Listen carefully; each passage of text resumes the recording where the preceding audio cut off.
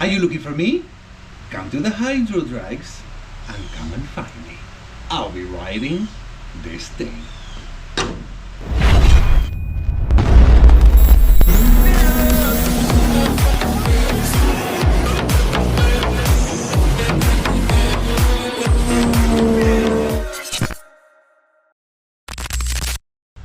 Alright guys, so I'm finished! I'm done with all these inserts. Look how many inserts! I think that's enough to hold this top really good. And another thing, since you guys know that weight is an issue with me, I also made this guy shorter. This is where your foot is. I think it goes something like this. That's where it goes. So I made them shorter. Of course, you know, a few ounces here, a few ounces there. We got something. This one used to go all the way over here, and this one went all the way over here.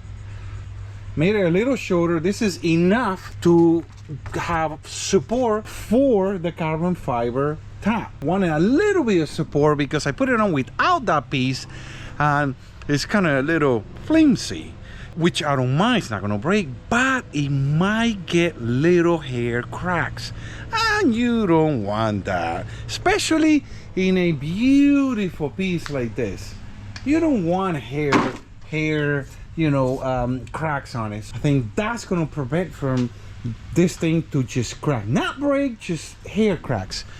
I mean, you have to say yes, I don't want the extra, I don't know, 12 ounces of foam, but you know what, we had to leave it, so we're leaving that.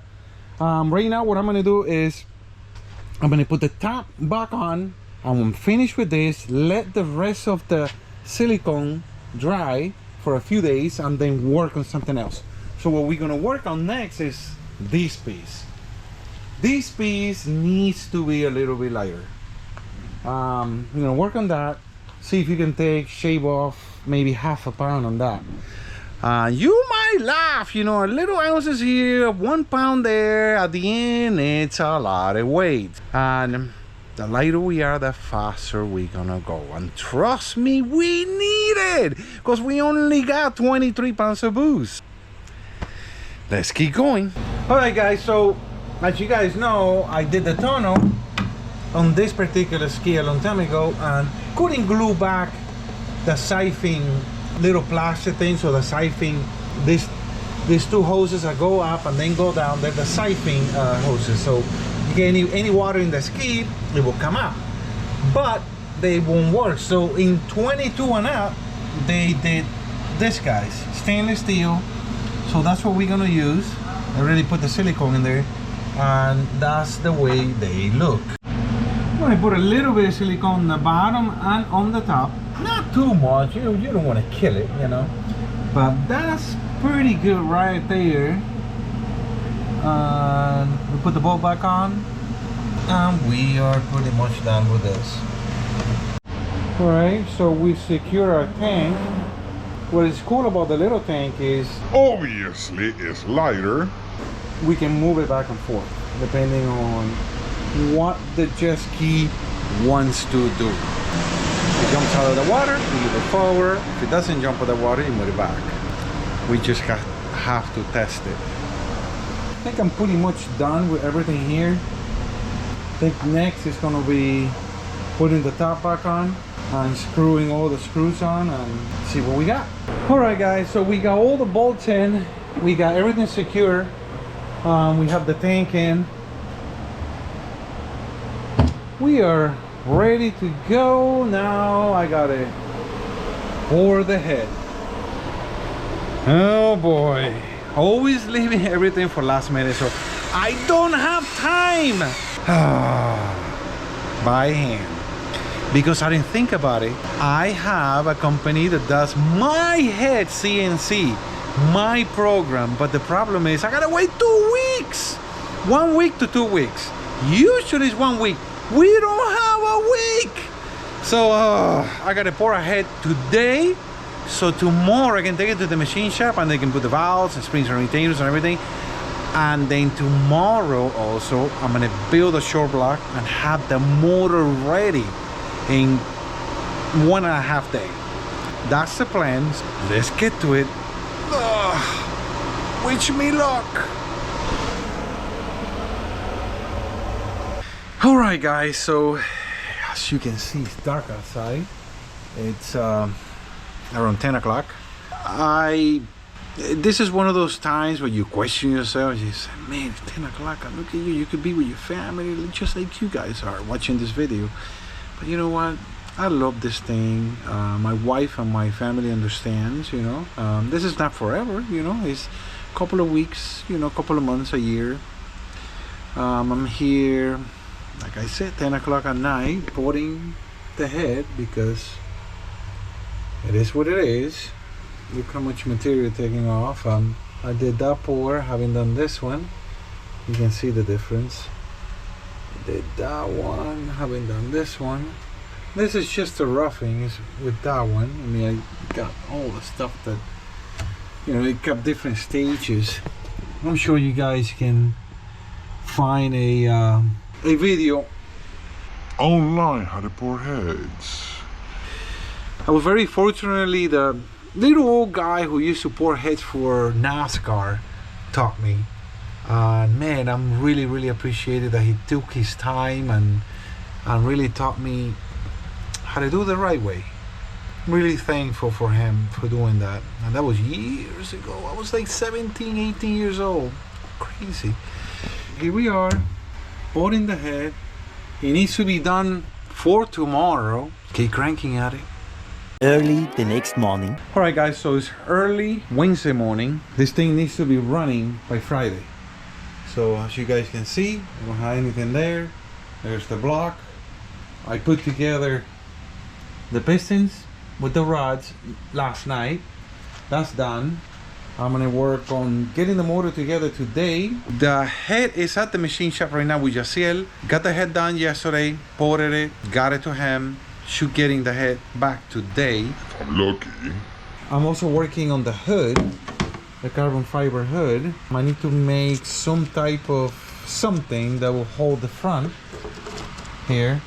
Then of course the two pins on the back, which I'm using these guys, which are pretty cool. And they have some gift. This way, that way. So that's gonna help with the angle here. Two here, something else over there. I gotta figure it out. So that's what the plan for the day is. If I can get the motor inside the JETSKI, cool.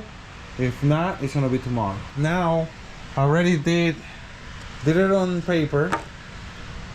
Now I got it here, and I gotta cut it, bend it, and try it.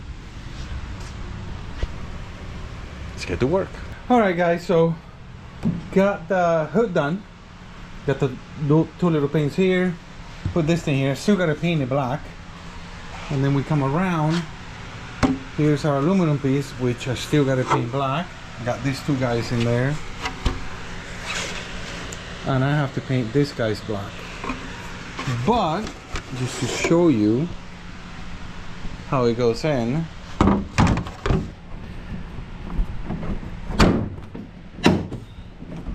And just like that, it's in. Really sexy. Came out really nice. Now, I didn't put him on the center. After I make the same with the first hole, I say, we have a problem. But you know what? It is what it is. So, it's a little crooked, but it's in the middle and it works. It's weird how it's crooked, but it's still in the middle. I don't know. It's crooked. Come and see my crooked carbon fiber JETSKI. No, that came out really nice. It's okay. I'm not worried about that. Everything else came out really nice. Done with that, move on. Finished with the hull. It's time for the motor. Ha! My motor. You know how it is.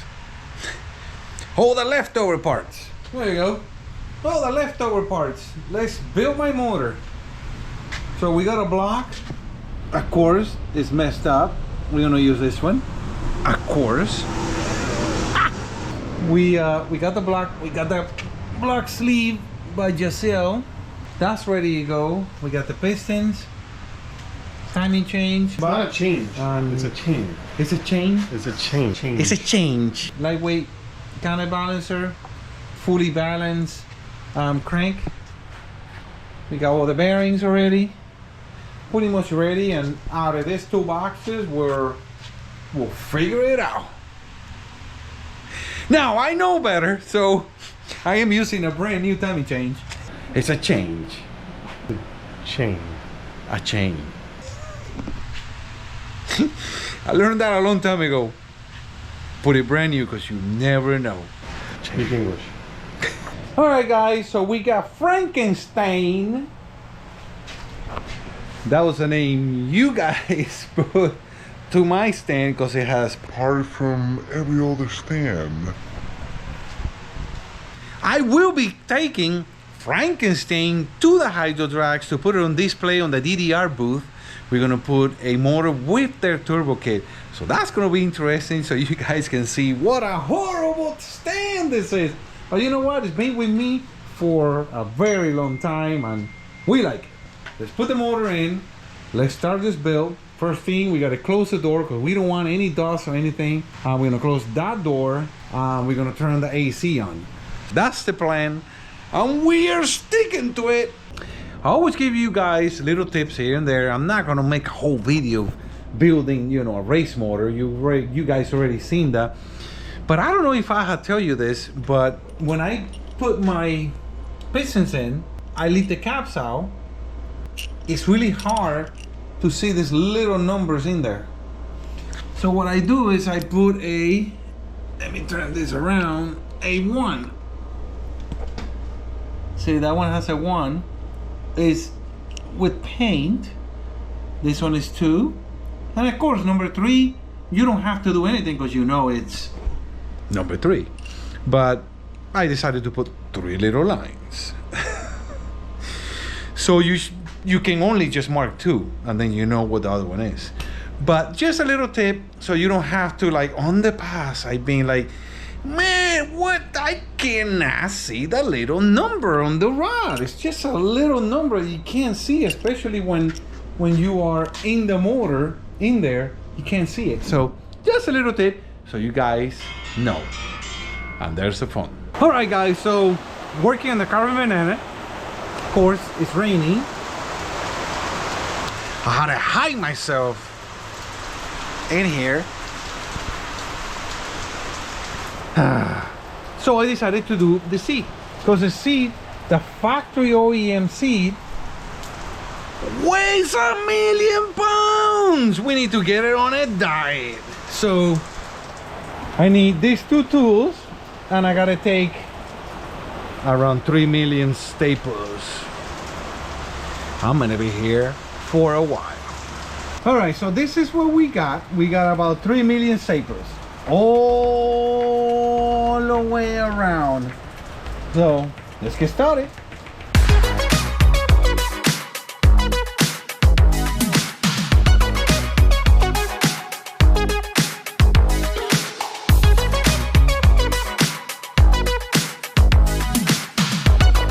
Oh, what? There's more on the bottom. Oh boy. I was expecting that one. That's a new one. Okay, now it's 6 million. Whoa! Oh my god. I thought I was done. I guess not. Alright guys. So the reaction that you guys saw previously, it was me finding out right at that moment this.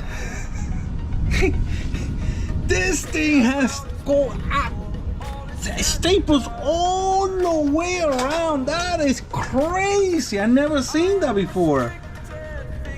So yeah, so now Like I say, 6 million staples. Well, what can we do? This is the price of racing, my friends. So spend a couple hours on this and it will pay off because it will be a very light seat. Here we go.